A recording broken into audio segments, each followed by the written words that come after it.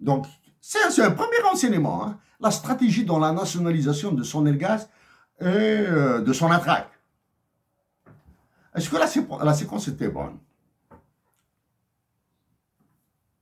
Est-ce que les enjeux étaient bien définis? Est-ce que les accords, tout simplement dit, est-ce qu'ils étaient bien rédigés? C'est-à-dire les clauses, les phrases, les verbes, les virgules, les points-virgules, les bons étaient bien placés là. En 2023, ça c'est 1969, hein, nous avons commencé à partir de 64, hein, la création de la Banque d'Algérie. En 2023, c'est le même problème qui se repose. Le même problème qui se repose.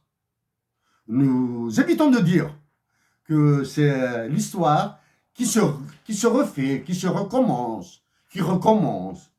Pourquoi? Parce que l'histoire avance, hein, elle est dans un temps séquentiel.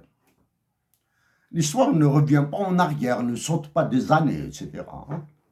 L'histoire ne revient pas. Hein. C'est nous qui faisons la narration d'événements passés. Par moments, nous anticipons les événements qui pourraient se produire dans le futur. Pourquoi nous évitons de dire que l'histoire se recommence? Nous vous renvoyons à Hussein Ahmed. Pas aux imbéciles qui sont en train de parler là maintenant. Là, hein. Dit que l'histoire ne se refait jamais. Pourquoi?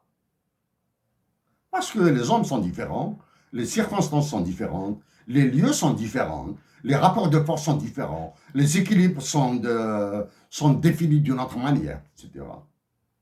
Donc c'est pour cette raison que même si nous disons que c'est l'histoire qui se refait, qui se recommence, qui se recrée, etc., ce sera juste pour faire rapide dans le mot.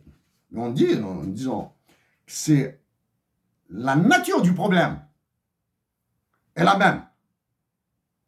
La nature du problème est la même. Maintenant, à l'époque, nous répétons que les révolutionnaires algériens ont été chassés dans la définition des stratégies, des objectifs, etc., des plans pour le futur de l'Algérie. Actuellement, il y a de nouveaux hommes, de nouvelles femmes qui décident en Algérie.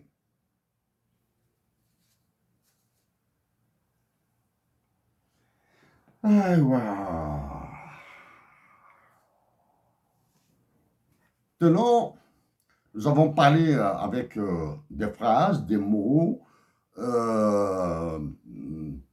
aisément intelligibles par ceux qui ont la compréhension de la langue française. Même avec des mots, c'est très dense, hein? C'est très complexe, hein? C'est très compliqué. Maintenant, nous allons mettre des faits sur ces mots.